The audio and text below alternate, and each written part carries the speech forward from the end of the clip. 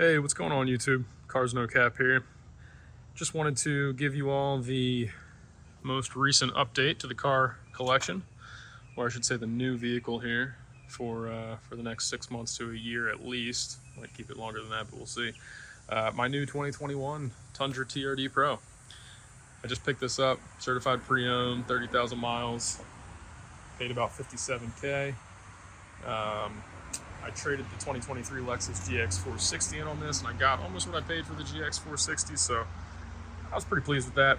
I love that vehicle, but this truck was just calling my name. I wanted something with a little bit more power, and this 5.7 truly delivers on that request with, while maintaining the reliability standards and build quality standards that you get from Toyota.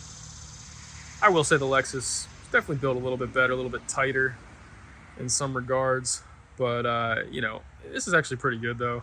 The interior might not be the most modern place to be, but it is definitely rock solid. I don't feel like anything creaks in there. Plastic pieces are all on there pretty good. It's more just an aesthetics thing that I think people complain about. I do love this truck. It's a cool, really muscular looking truck. I love the hood scoops and things like that.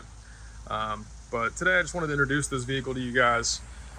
Tell you some of my plans for this vehicle on the channel. I will be reviewing it for a longer duration, and also just give you a perspective on why I got this versus a 2022 Tundra, even a 2023 Tundra, and the TRD Pro with that. So let's start there. I think that's what a lot of people are interested in is, should I buy this vehicle or should I buy a 2022 or newer Tundra with the new platform? Now look, the new Tundras are sweet. They have better, on paper, a lot of things are better. Towing, fuel economy, technology, things like that. But I will say that there is a lot of features on those that I don't think that I necessarily need above and beyond what this vehicle can offer me. This truck is pretty great, man. It's got CarPlay now. I know it's wired CarPlay, but that doesn't really bother me. But overall, to answer the question, should you buy this or that one? I obviously think you should buy this one because I got this for 57 grand, and the new Tundra TRD Pro is, you might pay 80,000 for a new Tundra TRD Pro. And frankly, the fuel economy from a lot of independent testing that I've seen, the fuel economy is really, it's better, but it's not that much better. We're talking a couple miles to the gallon here, and it's funny. I actually, I was worried about fuel economy when I got this truck because, it's not really known to do well. Probably, 13 on average is what people are seeing in the city, maybe 17 on the highway. I've heard some people getting 18. But it is one of those things that it takes regular gas versus the Lexus, which took premium gas. And it's funny that the GX 460, also not a good truck on gas, but I did a calculation of kind of the miles per gallon that you get and the cost to go, miles per gallon. And the annual cost to drive this and put gas in this, holding your mileage constant, it's actually cheaper to drive this because the 50-cent decrease in being able to put regular gas in it allows you to save quite a bit of money. And you lose, I think I averaged this in my math, I might put it up on the screen here, but my math, I averaged about 14 miles to the gallon in this, and I think I put down on average, I want to say 16 or 17 miles per gallon on the Lexus, which is even being generous for the Lexus. And this thing still won out on money. It came out to be close. It was a difference of $50. So not a huge difference, but it's if I could have this V8 versus the 4.6 V8, which is way less powerful than this, I'll take this every day. This is one of those V8s that when you turn it on, you crank it up and it turns over. It puts a little smile on your face when you're in traffic ripping on it. It feels good. It's actually pretty quick. It's not nimble, but it's quick. It'll go quick in a straight line. And I think the Fox suspension does a pretty good job with handling on this. Let's see here. You got the red coilover springs. You got the BBS forged wheels. I got Nitto Ridge grapplers on this. They're 275s. I would like to upgrade those to 285s because I think that's just the way to go. I think they'll be a little bit beefier. I am getting the Rhino RB20 running boards. They're on the way already. Pumped about that. And do some of the AJT design stuff on the interior as well. that'll kind of be next to make the interior look a little bit better. But yeah, back to why you'd buy this over the new one and why I'd recommend it. I think this vehicle, as I mentioned, price is a big thing.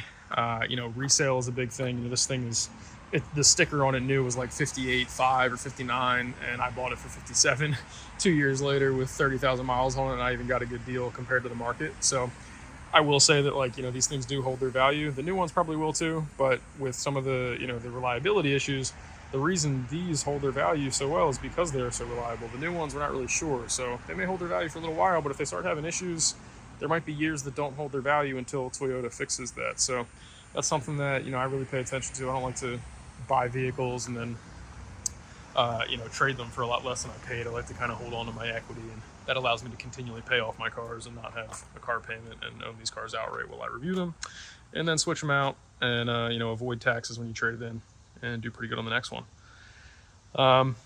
So yeah, the new 2022, pretty sweet. The interior is sweet and all that, definitely better.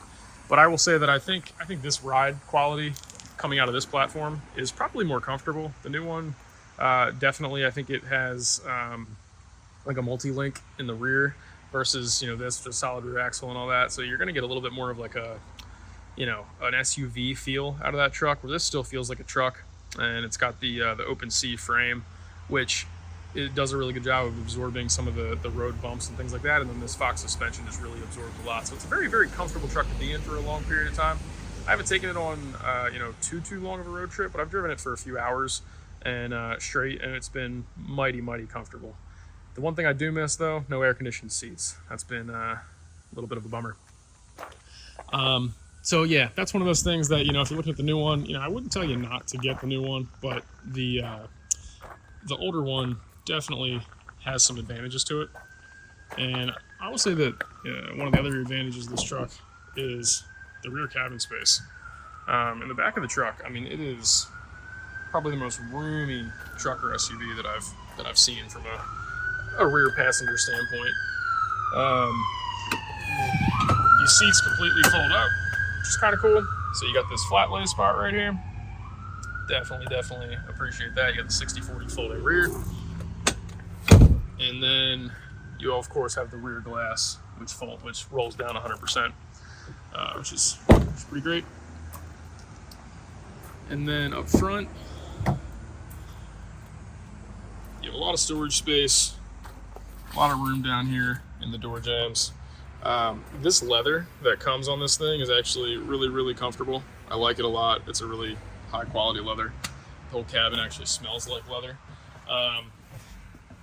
And then you have your traditional Tundra gauges, which are pretty basic, nothing crazy. They're pretty basic in terms of what you can expect, fully analog, which I actually like. As I mentioned, the AJT design stuff, they black out these chrome accents, which I think is going to look pretty cool. The head unit, I know, looks pretty old, pretty dated, but I'll tell you what, it's built really well. Like, this car's got 30,000 miles on it. This thing doesn't creak. It's got no loose components. I mean, they definitely built it with durability in mind. Probably changed these out because I think the chrome looks kind of bad, but it is what it is. It's got the JBL audio system in here, which is decent. I wouldn't say it's great, but it's decent. I think it does have a little sub in the back. Steering wheel is just okay. It's nice leather, but it's it's not anything crazy. I love these seats though. These seats are one of the most comfortable seats that I've been in. They don't have a lot of side bolstering, but they are mighty, mighty comfortable. The center console is completely massive. Do love that. A little pacifier from my son. It's got the full-on sunroof, which is actually a pretty large sunroof, I will say, because of the sheer size of the vehicle. You can kind of see like how big that sunroof is. But overall, the interior is pretty nice, and that's why I'd say I would go with this vehicle over the new one, obviously, as I did, because the new one, the interior is nice, but honestly, this is everything that I need. There's nothing here that I don't need. It's still off-road capable, and I think the biggest reason is that you get that 5.7 V8. I mean, guys, that 5.7 V8 is completely bulletproof, where the new twin-turbo 6-cylinder, I know it's been around for a little while in Lexus vehicles, and it's not the worst, but they've already been having problems with those engines, wastegate issues, and other engine failures and things like that they've been dealing with, and it's like, I just am not willing to deal with that right now. I want a vehicle that I can just drive, that's gonna be reliable and holds value. That's why you buy a Toyota. If I wanted, you know, something that's, well, you know, not suiting those needs, I wouldn't buy a Toyota. Now, I think they'll figure it out. They'll get that engine reliable. I'm sure it'll last well. But the reality is that turbos in general, they never last as long as naturally aspirated motors. You're gonna have to replace a turbo at some point. They run hotter, and they're a wear and tear item. They're not a, you know, they're not an actual internal combustion engine part that's going to last, you know, 300, 400,000 miles. There are no turbos out there that last 400,000 miles, guys. So that's just a fallacy. People kind of want to believe they're going to be reliable, and that may be true, but you're still going to have to replace those turbos. The engine might last, but the turbos will not. And it's not going to be cheap to replace them.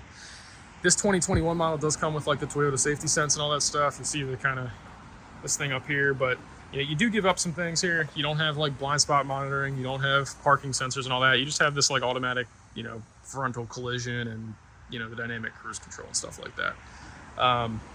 So, you know, overall, I'm super happy with this truck. Driving it's been a lot of fun. Again, that 5.7 really is why you buy it. Puts a smile on your face. And because you can put regular fuel in it, I don't think it's going to beat me up too bad at the pump, because I don't drive a ton. My wife has a RAV4 that I just bought for her, so when we go on trips, if I really want to save gas, I take that. This is more for like cramming the whole family in it and, you know, going up to the mountains, throwing the dirt bikes in the back, that kind of stuff. So yeah. All right, well, I will keep you guys updated. I'm gonna, you know, post some of my updates here of what I do with the truck. Like I said, I got the running boards coming. I'm gonna throw the Diamondback cover on the back. I'll post some install videos of all that stuff. If you guys like Toyotas, man, you like trucks, you like cars, I constantly review new cars on the channel. This is gonna be more of like kind of my long-term review video. Check me out on YouTube, check me out on TikTok. It's also Cars No Cap. And you know, I really appreciate you guys tapping that like button, subscribe, and tune into the channel. It helps me out, means a lot, and you know, I like to just keep making content for you guys. So let me know what you want to see next on this Tundra. Let me know what you think. Would you buy this over the 2022? I think we'll continue that conversation, because I don't think it's probably the end of that conversation. People are going to be debating that for quite a long time. But right now, I think there's some pretty good deals out there on these 2021 Tundras, guys. So if you're looking for a new truck, definitely think about it. All right, well, that's it. It's a quick intro on this truck. Stay tuned for more. Until next time.